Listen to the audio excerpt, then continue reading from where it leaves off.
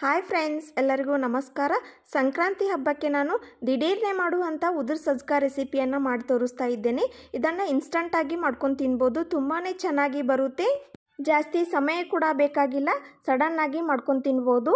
ಇನ್ನೂ ನನ್ನ ಚಾನಲನ್ನು ಯಾರೆಲ್ಲ ಸಬ್ಸ್ಕ್ರೈಬ್ ಮಾಡ್ಕೊಂಡಿಲ್ಲ, ಪ್ಲೀಸ್ ಸಬ್ಸ್ಕ್ರೈಬ್ ಮಾಡ್ಕೊಳ್ಳಿ. ನೋಟಿಫಿಕೇಷನ್ಗಾಗಿ ಬೆಲ್ ಐಕಾನನ್ನು ಪ್ರೆಸ್ ಮಾಡಿ.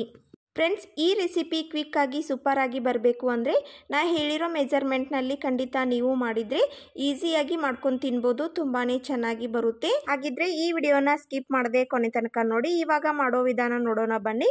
ಇವಾಗ ಗ್ಯಾಸನ್ನು ಆನ್ ಮಾಡಿಕೊಂಡು ಒಂದು ಪಾತ್ರೆಯನ್ನು ಇಟ್ಟು 2 ಗ್ಲಾಸ್ನಷ್ಟು ನಾನು ಕೇಸರಿ ರವೆಯನ್ನು ಹಾಕಿಕೊಳ್ತಾ ಇದ್ದೇನೆ. ನಂತರ ನಾನು 2 ಟೇಬಲ್ ಸ್ಪೂನ್ನಷ್ಟು ತುಪ್ಪವನ್ನು ಸೇರಿಸಿಕೊಂಡು ಇದನ್ನು ಕಡಿಮೆ ಉರಿನಲ್ಲಿ ಇಟ್ಟು ಚೆನ್ನಾಗಿ ಹುರಿದುಕೊಳ್ಬೇಕಾಗುತ್ತೆ. ನಾವು ಎಷ್ಟು ಚೆನ್ನಾಗಿ ಹುರಿದುಕೊಳ್ತೀವೋ ಅಷ್ಟು ಚೆನ್ನಾಗಿ ಉದುರು ಸಜ್ಜಕ ಉದುರಾಗಿ ಚೆನ್ನಾಗಿ ಬರುತ್ತೆ. ಫ್ರೆಂಡ್ಸ್, ಈ ರವೆಯನ್ನು ಹುರಿದುಕೊಳ್ಳಿಕ್ಕೆ ಸ್ವಲ್ಪ ದಪ್ಪ ತಳ ಇರುವ ಪಾತ್ರೆಯನ್ನು ಯೂಸ್ ಮಾಡ್ಕೋಬೇಕಾಗುತ್ತೆ. ಆವಾಗ ಈ ರವೆ ಚೆನ್ನಾಗಿ ಹುರಿದು ಬರುತ್ತೆ. ನೋಡಿ, ಇವಾಗ ಈ ರೀತಿಯಾಗಿ ನಾನು ಹುರಿದು ಎತ್ತಿಟ್ಕೊಳ್ತಾ ಇದ್ದೇನೆ. ನಂತರ ನಾನು ಗ್ಯಾಸನ್ನು ಆನ್ ಮಾಡಿಕೊಂಡು ಒಂದು ಪಾತ್ರೆಯನ್ನು ಇಟ್ಟು 2 ಗ್ಲಾಸ್ನಷ್ಟು ನಾನು ನೀರನ್ನು ಹಾಕಿಕೊಳ್ತಾ ಇದ್ದೇನೆ. ಫ್ರೆಂಡ್ಸ್, ನಾ ಹೇಳ್ತಾ ಇರೋ ಮೆಜರ್ಮೆಂಟ್ನಲ್ಲಿ ಖಂಡಿತ ನೀವು ಮಾಡಿದರೆ ನೀವು ಕೂಡ ಈ ರೀತಿಯಾಗಿ ಉದುರಾಗಿ ಮಾಡ್ಕೊಂಡು ತಿನ್ಬೋದು. ತುಂಬಾ ಚೆನ್ನಾಗಿ ಬರುತ್ತೆ.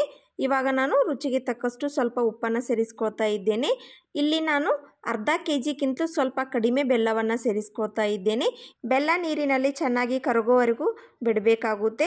ಈ ಸಜ್ಜಕನ ಹೇಳಿರೋ ವಿಧಾನದಲ್ಲಿ ಮಾಡಿದರೆ ಖಂಡಿತ ಉದುರಾಗಿ ಬರುತ್ತೆ. ನೀರು ಕುದಿ ಬಂದಮೇಲೆ ಒಂದು ಸಾಣಿಗೆಯನ್ನು ತೆಗೆದುಕೊಂಡು ಮೇಲೆ ಕಡ್ಡಿ ಬಂದಿರೋದನ್ನು ನಾನು ತೆಗೆದುಕೊಳ್ತಾ ಇದ್ದೇನೆ. ನೋಡಿ, ಇವಾಗ ಚೆನ್ನಾಗಿ ಕುದಿ ಬರ್ತಾ ಇದೆ. ನಾನು ಆಗಲೇ ಹುರಿದಿಟ್ಟ ರವವನ್ನು ಈ ಪಾತ್ರೆಗೆ ಹಾಕಿಕೊಳ್ತಾ ಇದ್ದೇನೆ. ಇದು ಚೆನ್ನಾಗಿ ಕುದ್ದು ಉದುರಾಗಿ ಬರುತ್ತೆ. ನೋಡಿ, ಇವಾಗ ಸ್ಪೂನ್ಲೆ ನಾನು ಒಮ್ಮೆ ತಿರುಗಿಸ್ಕೊಳ್ತಾ ಇದ್ದೇನೆ.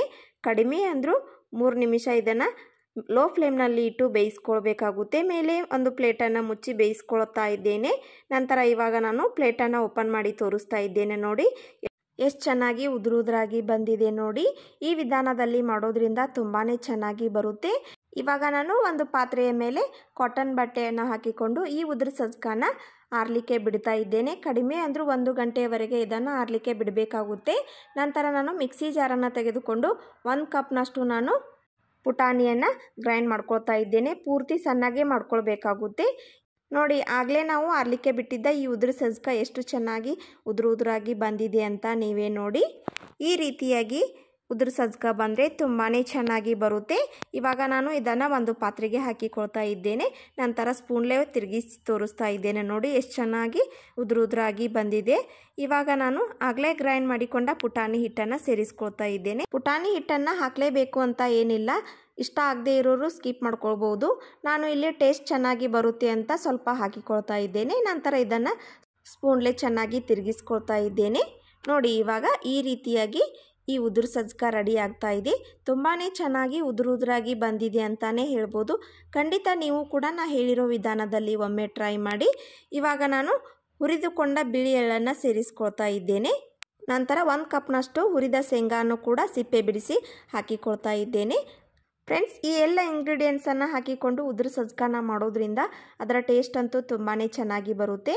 ಇವಾಗ ನಾನು 1 ಕಪ್ನಷ್ಟು ತುರಿದ ಒಣ ಕೊಬ್ಬರಿಯನ್ನು ಕೂಡ ಹಾಕಿಕೊಳ್ತಾ ಇದ್ದೇನೆ. ನಂತರ ಗೋಡಂಬಿಯನ್ನು ಕೂಡ ಸೇರಿಸ್ಕೊಳ್ತಾ ಇದ್ದೇನೆ. ಮನೆಯಲ್ಲಿರುವ ಯಾವುದಾದರೂ ಡ್ರೈ ಫ್ರೂಟ್ಸನ್ನು ನೀವು ಹಾಕಿಕೊಳ್ಳಬಹುದು. 1 ಕಪ್ನಷ್ಟು ನಾನು ಒಣ ದ್ರಾಕ್ಷಿಯನ್ನು ಸೇರಿಸ್ಕೊಳ್ತಾ ಇದ್ದೇನೆ. ಕೊನೆಗೆ ನಾನು ಏಲಕ್ಕಿ ಪೌಡರನ್ನು ಸೇರಿಸ್ಕೊಂಡು ಸ್ಪೂನ್ಲೇ ಇದನ್ನು ಚೆನ್ನಾಗಿ ಮಿಕ್ಸ್ ಮಾಡ್ಕೊಳ್ತಾ ಇದ್ದೇನೆ. ಇಷ್ಟು ಮಾಡಿದರೆ ಈ ಉದುರು ಸಜ್ಜಕ ರೆಡಿಯಾಗುತ್ತೆ. ನೋಡಿ, ಇವಾಗ ನಾನು ತೋರಿಸ್ತಾ ಇದ್ದೇನೆ ಎಷ್ಟು ಚೆನ್ನಾಗಿ ಉದುರಾಗಿ ಬಂದಿದೆ ಅಂತ ನೀವೇ ನೋಡಿ. ಫ್ರೆಂಡ್ಸ್, ಈ ರೆಸಿಪಿ ಮಾದಲಿ ಥರನೇ ಸೇಮ್ ಟೇಸ್ಟ್ ಕೊಡುತ್ತೆ. ಆ ಮಾದಲಿನ ಮಾಡಲಿಕ್ಕೆ ಸ್ವಲ್ಪ ಟೈಮನ್ನು ಜಾಸ್ತಿ ತೆಗೆದುಕೊಳ್ಳುತ್ತೆ. ಈ ಉದುರು ಸಜ್ಜಕ ಮಾಡಲಿಕ್ಕೆ ದಿಢೀರ್ನಾಗೆ ಮಾಡ್ಕೊಂಡು ತಿನ್ಬೋದು. ಹೊಸದಾಗಿ ನನ್ನ ವಿಡಿಯೋವನ್ನು ನೋಡ್ತಾ ಇರೋರು ಪ್ಲೀಸ್ ಸಬ್ಸ್ಕ್ರೈಬ್ ಮಾಡ್ಕೊಳ್ಳಿ. ನೋಟಿಫಿಕೇಷನ್ಗಾಗಿ ಬೆಲ್ ಐಕಾನನ್ನು ಪ್ರೆಸ್ ಮಾಡಿ. ಇವಾಗ ನಾನು ಈ ಉದುರು ಸಜ್ಜಕನ ನಾನು ಸರ್ವ್ ಮಾಡ್ಕೊಂಡು ತೋರಿಸ್ತಾ ಇದ್ದೇನೆ. ನೋಡಿ, ತುಂಬಾ ಕ್ವಿಕ್ಕಾಗಿ ಇನ್ಸ್ಟಂಟಾಗಿ ಈ ಉದುರು ಸಜ್ಜಕನ ಅತಿ ಕಡಿಮೆ ಸಮಯದಲ್ಲಿ ಮಾಡ್ಕೊಂಡು ತಿನ್ಬೋದು. ಟೇಸ್ಟ್ನಲ್ಲಿ ಹೇಳೋದಾದರೆ ತುಂಬಾ ಚೆನ್ನಾಗಿರುತ್ತೆ. ಖಂಡಿತ ನೀವು ಕೂಡ ಒಮ್ಮೆ ಟ್ರೈ ಮಾಡಿ. ಈ ವಿಡಿಯೋ ನಿಮಗೆ ಯಾವುದೇ ಒಂದು ಕಾರಣಕ್ಕಾದರೂ ಇಷ್ಟ ಆಗಿದ್ದರೆ ಪ್ಲೀಸ್ ಒಂದು ಲೈಕ್ ಮಾಡಿ, ಶೇರ್ ಮಾಡಿ. ಇನ್ನಷ್ಟು ಈಸಿ ರೆಸಿಪಿಗಾಗಿ ನನ್ನ ಚಾನಲನ್ನು ಸಬ್ಸ್ಕ್ರೈಬ್ ಮಾಡಿಕೊಳ್ಳಿ. ನೋಡಿ, ಇವಾಗ ತೋರಿಸ್ತಾ ಇದ್ದೇನೆ ಎಷ್ಟು ಉದುರಾಗಿ ಬಂದಿದೆ ಅಂತ. ಪ್ಲೇಟ್ ಮೇಲೆ ಹಾಕಿ ತೋರಿಸ್ತಾ ಇದ್ದೇನೆ. ನೀವೇ ನೋಡಿ ಎಷ್ಟು ಚೆನ್ನಾಗಿ ಬಂದಿದೆ. ಮುಂದಿನ ಇಂಟ್ರೆಸ್ಟಿಂಗ್ ರೆಸಿಪಿಯೊಂದಿಗೆ ಮತ್ತೆ ಸಿಗ್ತೀನಿ. Keep watching. Thank you.